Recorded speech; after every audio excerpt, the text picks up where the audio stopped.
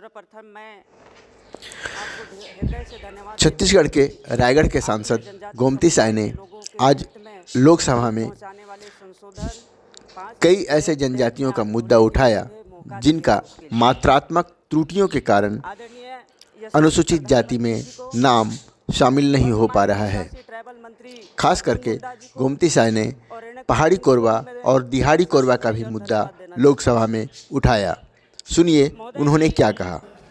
आज मैं इस विधेयक में एक सभापति महोदय, जिस राज्य से मैं चुनकर आई हूँ वह छत्तीसगढ़ एक आदिवासी राज्य है। यहाँ बस्तर से लेकर सरगुजा तक आदिवासियों की बसाहट है। राज्य की कुल जनसंख्या 30% हिस्सा आदिवासियों का ही है। इसमें से 5 आदिवासियों को केंद्र सरकार ने अति पिछड़ा जनजाति में शामिल किया गया है। इसके अलावा राज्य सरकार ने 2 जनजातियों को अति पिछड़ा माना है, लेकिन इसके बाद भी राज्य के कई जनजाति समुदाय आदिवासी होने के बाद भी केवल जाति के नाम पर मात्रात्मक त्रुटि के कारण सरकारी योजनाओं का लाभ नहीं मिल पाता है। जनजाति समुदाय के लोगों को हित पहुंचाने वाले संशोधन विधेयक से मात्रा त्रुटि के कारण अपने अधिकार से वंचित 20 लाख से ज़्यादा आदिवासियों को हक मिल सकेगा। अध्यक्ष महोदय जी, मैं एक वनवासी बाहुल्य क्षेत्र की सांसद हूँ। आज जो संशोधन विधेयक पर चर्चा हो रही है, ऐसी 12 जनजाति महोदय जी, जनजाति समुदाय के लोग जल्दी मांगते नहीं हैं। उसका एक आध्यात्म की ओर मैं उदाहरण दूंगी। वनवासी भगवान शंकर जी भी थे, उन्हीं के वंशज आदिवासी समुदाय के लोग हैं, जल्दी मांगते नहीं हैं। और उसका दूसरा उदाहरण ये है, भगवान बिरसा मुंडा को आदिवासी भगवान इसलिए मानते हैं कि अंग्रेज जैसे कुशासन चलाने वाले व्यक्ति के खिलाफ में आंदोलन खड़े करने वाला बिरसा मुंडा जैसे आदिवासी समुदाय के लोग हैं। अपना अधिकार लड़ते हैं तो पूरा जन आंदोलन खड़ा कर देते हैं। महोदय जी, आज इस बिल के माध्यम से मेरे क्षेत्र के भारिया, भूमिया, धनुहार, सांवरा एवं विशेषकर नगेशिया समाज के जीवन में क्रांतिकारी परिवर्तन होने वाला है। ये समाज जब से संविधान में आरक्षण का प्रावधान हुआ है, तब से लेकर आज तक मात्रा त्रुटि अथवा अन्य कारणों से आरक्षण के लाभ से वंचित हैं। महोदय, आज इस विधेयक के पारित होने से उनके जीवन में कितनी खुशहाली आएगी, उनकी कल्पना नहीं की जा सकती है।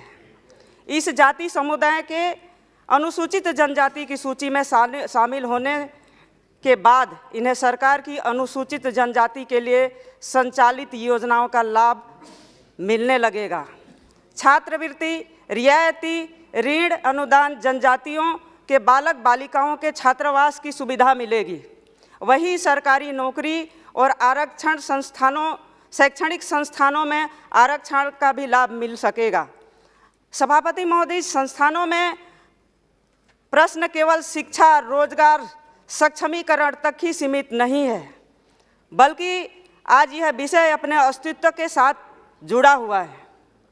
मैं आदिवासी मूलतः प्राकृतिक का उपासक है, जो जल, जंगल, नदी, पहाड़, पर्वत एवं मातृभूमि को अपना देवता मानने वाला समुदाय है।